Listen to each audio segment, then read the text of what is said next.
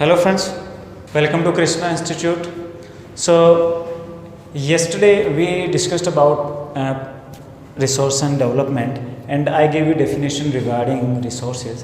तो आज हम करने वाले हैं नेक्स्ट पार्ट, आज हम कर रहे हैं part 2।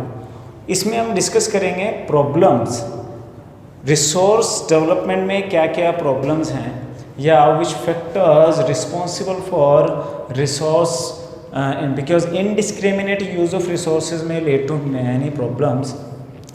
So first of all, there are many things.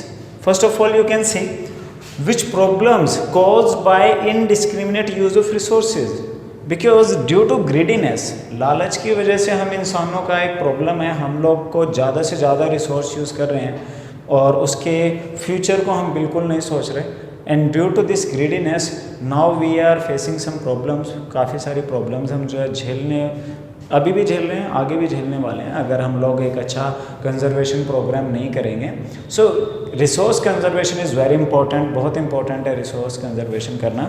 Okay, so first of all which problems, क्या क्या प्रॉब्लम आप देखेंगे सोसाइटी में इनडिस्क्रिमिनेट एक्सप्लॉयटेशन की वजह से। तो पहली चीज़, over exploitation of resources, this is very dangerous situation we can say easily.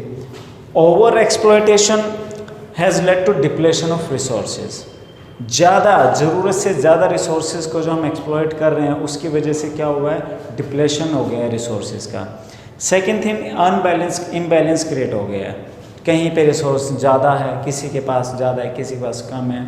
So mainly you can C global ecological crisis due to indiscriminate use of resources, exploitation of resources. Now we are facing many global environmental crises, ecological crises, like you can see global warming, ozone layer depletion।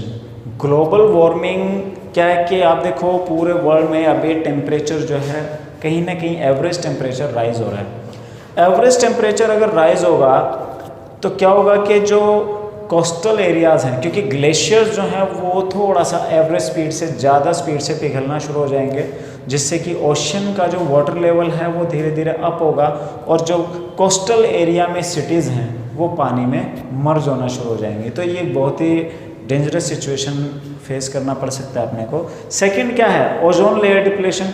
अब आपको पता है कि एक ozone layer है हमारे environment में जो कि क्या कर रही है, अल्ट्रा वायलेट रेस को रोकती है। अभी बहुत सारी ऐसी गैसेज हैं, स्पेशली क्लोरोफ्लोरोकार्बन क्या कर रहा है, ओजोन लेयर को ख़राब कर रहा है। उसकी वजह से क्या है कि अल्ट्रा वायलेट रेस सीधा अर्थ तक आएंगे, जो कि हमारे लिए बहुत डेंजरस है, कैंसर जैसी बीमारियां जनरेट कर सकता है। Okay, and accumulation of resources in few hands due to greediness. Many people are just focusing on their profit, उन्हें सिर्फ अपने प्रॉफिट से मतलब है, लालच से मतलब है। तो इसने क्या किया है, it has divided society into two segments. इसने क्या किया, सोसाइटी दो हिस्सों में बांट दिया। एक क्या है, रिच पुअर, एक के पास ज़्यादा रिसोर्स है, एक के पास कम रिसोर्स है। कुछ ऐसे लोग हैं जिनके पास इतना रिसोर्स है कि वेस्टेज बहुत करते हैं, एक ऐसे सेगमेंट हैं जिनके पास अपनी ज़रूरतें पूरा करने के लिए भी रिसोर्सेज नहीं है। एंड थर्ड थिंग, डिप्लेशन तो ऑब्वियसली ज़रूरत से ज़्यादा अगर मैं निकालूंगा तो वहाँ पे कहीं ना कहीं वेस्टेज तो आएगी ही। ओके, एंड ये एक बहुत ही इम्पॉर्टेंट क्राइसिस में आते हैं। बेसिकली रीजंस क्या है, why we are facing. Okay, first of all over utilisation. As I told you, over utilisation of resources may lead to depletion of resources. Okay, उसकी वजह से क्या होगा, रिसोर्स डिप्लेट होंगे। Second thing, over mining, over irrigation. अभी over mining and over irrigation, over exploitation, so these are also major factor responsible for depletion of resources। अगर हम ज़रूरत से ज़्यादा माइनिंग कर रहे हैं, ज़रूरत से ज़्यादा पानी डाल रहे हैं, जैसे पंजाब में ओवर इरिगेशन का बहुत प्रॉब्लम है, ज़्यादा इरिगेशन की वजह से वहाँ का जो सॉइल है वो क्या हो जाता है, कहीं ना कहीं उसमें प्रॉब्लम्स क्रिएट हो जाती हैं। ठीक है, एंड ओवर ग्रेजिंग, कुछ ऐसे एरियाज़ हैं जो ग्रेजिंग पे डिपेंड करते हैं, तो बहुत ज़्यादा ग्रेजिंग होने की वजह से वहाँ जो मिट्टी की बॉन्डिंग पावर है वो कम हो जाती है, जो कि क्या सॉइल इरेजन को पैदा करती है। ओके। सो वो क्या है, वो सोयल की क्वालिटी को ख़राब करते हैं, वो हमारे सोयल रिसोर्सेज को ख़त्म कर रही है। And there are many other factors like expansion of railway, mining. अभी एक्सपेंशन ऑफ रेलवे, चलो आजकल तो क्या है कि जो ब्लॉक बनते हैं वो कंक्रीट के हैं, बट बिगिनिंग में, in the beginning when railway started their establishment in, specially in, we are talking about India, तो क्या हुआ था कि वुडन ब्लॉक्स पे रेलवे लाइन को हम सेटअप करते थे, तो उसकी वजह से थाउजेंड्स ऑफ स्क्वायर किलोमीटर का एरिया जो था, पेड़ काट दिए गए और वुडन ब्लॉक बनाने के लिए उनको यूज़ किया। तो उस टाइम पे बहुत बड़ी अमाउंट में हमारे फॉरेस्ट डिस्ट्रॉय हुए हैं, ठीक है। तो उसके जो नतीजे हैं, उसके जो रिजल्ट्स हैं, वो आज हम झेल रहे हैं। Okay, so these are the problems which generate due to indiscriminate use of resources. Okay, so this is our responsibility to conserve our resources. हमारी रिस्पॉन्सिबिलिटी बनती है कि हम लोग फ्यूचर को फोकस करें और फ्यूचर को देखते हुए क्या करें कि रिसोर्स को कंजर्व करें। And there is very important need, हमें ज़रूरत, बहुत ज़्यादा ज़रूरत है उसको कंजर्व करने की। बिकॉज फर्स्ट रीज़न क्या है, nature has provided us some resources in limited stock. Okay, first of all why need of conservation.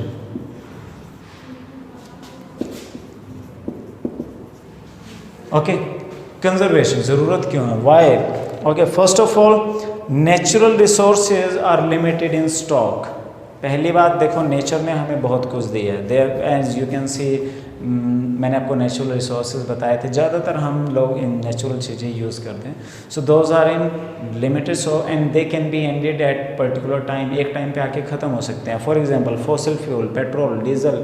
अब पेट्रोल डीजल फॉर्म होने में मिलियंस ऑफ ईयर का टाइम लगता है, एंड जिस स्पीड से हम लोग उसको कंज्यूम कर रहे हैं, आज आप देखो रोड पे कितना ट्रैफिक है, कितना गाड़ियाँ हैं, कितना करोड़ों litre petrol diesel daily use होता है, बट जितना यूज़ हो रहा है as comparative to their demand, the formation speed is very very low. ठीक है, डिमांड के कंपैरिजन में उनका जो फॉर्मेशन है बहुत लो है, ना के बराबर है, ना ही मानो, है ही नहीं है। ओके, तो ऐसे कंडीशन में तो क्या होगा, एक ना एक दिन जो फॉसिल फ्यूल है, पेट्रोलियम है, वो हमारी अर्थ में ख़त्म हो जाएगा। ओके, तो ये क्या होगा, that will create shortage in future. Okay, अगर हम लोग नहीं बचाएंगे तो इन फ्यूचर क्या होगा, हमें शॉर्टेज उसका झेलना पड़ेगा, and our future generation will face many problem. हमारी फ्यूचर प्रॉब्लम जो जनरेशन होगी, बहुत प्रॉब्लम उसमें जो है फेस करेंगी। Okay, so that's why we need conservation, इसीलिए हमें क्या है, कंजर्वेशन करना पड़ेगा। And specially there are many communities, like if we take an example of forest resources, हमें जंगलों को बचाने की ज़रूरत क्यों है, because there are many communities, human communities, and there are many species of animal which depend directly on forest, जो कि directly forest पे depend करते हैं। There are many things they get for their livelihood. Okay, so if we destroy forest, this will create many problems for wildlife and human life also. Okay, so that's why forest fauna flora conservation is very important, because it create an balance in our environment. And mainly natural resources like soil and water, air, these are very important for human needs। ये इंसानों के लिए बहुत ज़रूरी है। अगर हम लोग वाटर, एयर, सोयल पोल्यूट कर देंगे तो क्या होगा, हमारे सर्वाइवल के लिए ये चीज़ें बहुत इंपॉर्टेंट हैं।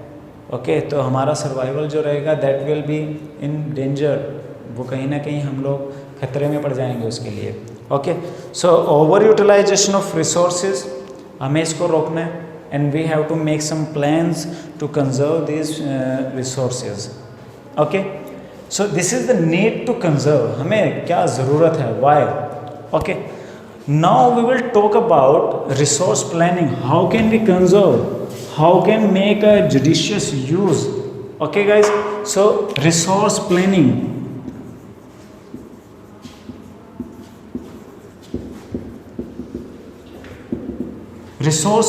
first of all, meaning, what is resource planning? Okay, as you know, in part 1 I gave you definition of resource. In that definition I told you that what is a resource. Resource that have capacity to satisfy human needs and provided by nature or any other how, and technologically accessible, culturally acceptable and economically feasible. If these virtues anything has, that is resource. तो वो अब इस पूरे resource development में जो role है वो किसका है, वो ह्यूमन का है. ओके, सिंपली अगर मैं कहूँ role of human in resource development.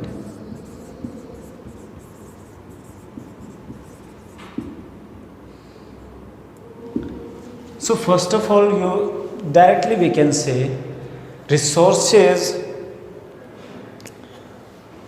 कुछ भी मटेरियल जो नेचर में अवेलेबल है, first of all we can not या simply we can say nature is not using them, उसको नेचर नहीं यूज़ करे. So we can say resources are the functions of human activities.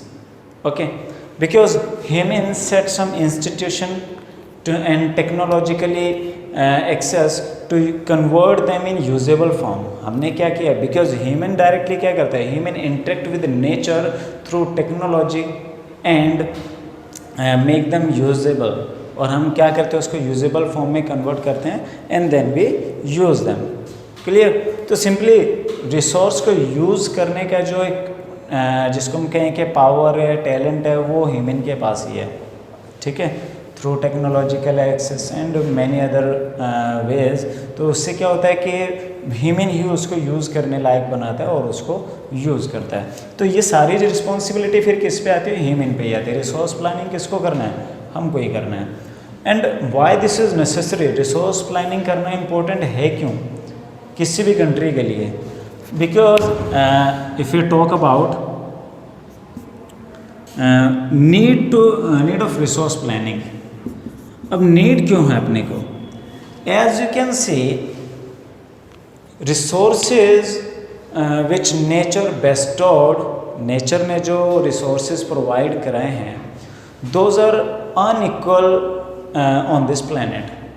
ये इस पूरे प्लैनेट पे अनइक्वल है, यानी कि कहीं ज़्यादा है, कहीं कम है, कहीं कोई रिसोर्स ज़्यादा है, कहीं के जैसे अरेबियन कंट्रीज़ में क्या है, पेट्रोलियम ज़्यादा है, इंडिया में माइका है, किसी एरिया में सोइल की क्वालिटी अच्छी है. ओके, तो डिफरेंट एरिया में डिफरेंट अवेलेबिलिटी रहती है. अब अगर मैं इंडिया के अकॉर्डिंग बात करें रिसोर्स प्लानिंग का, so resource planning is very important for India because the availability of resources, as you know India is very vast country. India बहुत बड़ा देश है and this is very diverse country, बहुत विभिन्नताओं वाला देश है. That's why resources are available in enormous quantity and in diversity. ठीक है, तो इसी वजह से इंडिया में जगह जगह पे अलग अलग तरीके का रिसोर्स मिलता है. And you can see clearly that many region have different kind of resources. For example Chota Nagpur plateau, अब मैं एग्जांपल लेता हूँ छोटा नागपुर प्लेट्यू.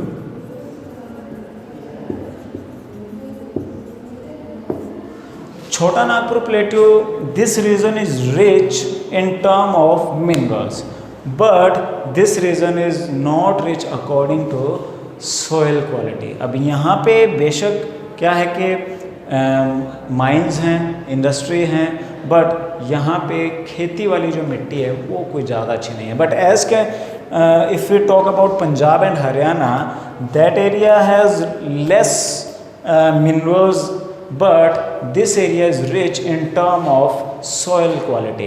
अब पंजाब हरियाणा का सॉइल क्वालिटी बहुत अच्छा है, यहाँ पे एग्रीकल्चर का जो क्राइटेरिया है बहुत बेटर है कंपैरेटिव टू छोटा नागपुर प्लेट्यू. बट छोटा नागपुर प्लेट्यू में क्या है कि वहाँ माइंस का काफ़ी रहता है, वहाँ पे माइका, आयरन, कोल, ये सब चीज़ें निकलती हैं. ठीक है, so that's why we have to make a proper plan and there are many other reasons, okay, like southern part of India. So now step involved, which steps are important मैं आपको इन सब के जो नोट्स हैं वो आपको lecture से बनाएंगे तो ज़्यादा बेटर रहेगा, you will get help.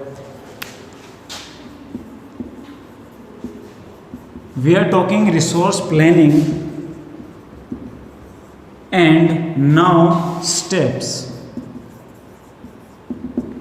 Which steps are important in resource planning? As you know, resource planning is a technique or skill, simply we can say, to use resources in a judicious manner. एक ethical manner से या judicious manner से proper तरीके से resources को use करने के लिए हमें क्या है, रिसोर्स प्लानिंग का ज़रूरत रहता है. और उसके लिए पहला स्टेप क्या है, identification and inventory of resources. Simply we have to identification and inventory of resources in the regions of across the country. पूरे कंट्री में हमें देखना पड़ेगा कहाँ पे क्या अवेलेबल है, उसके लिए आइडेंटिफिकेशन यानी कि पहचान करेंगे. अब इसमें क्या क्या आ जाएगा, इसमें आएगा सर्वेइंग, सर्वे करेंगे, मैपिंग, मैप बनाएंगे कितने एरिया में वो मिनरल अवेलेबल हैं, and quality and quantity measurement of the resource. उस रिसोर्स का कितना अच्छा क्वालिटी है, कितना नहीं है, कितना क्वांटिटी है, कितने टाइम के लिए चल जाएगा, वो सब किस पार्ट में आएगा, वो आएगा first point. And then second,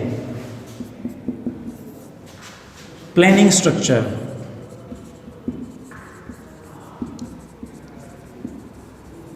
So second, evolving a planning structure, because as I told you, resources are limited in stock and we have identified the area. हमने आइडेंटिफाई कर लिया एरिया, कहाँ कहाँ पे क्या चीज़ें अवेलेबल है.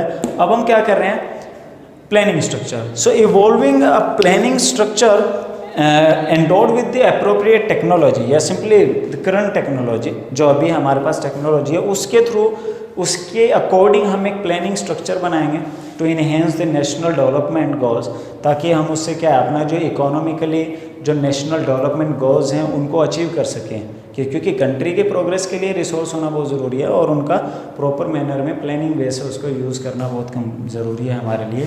Then third, matching the goals.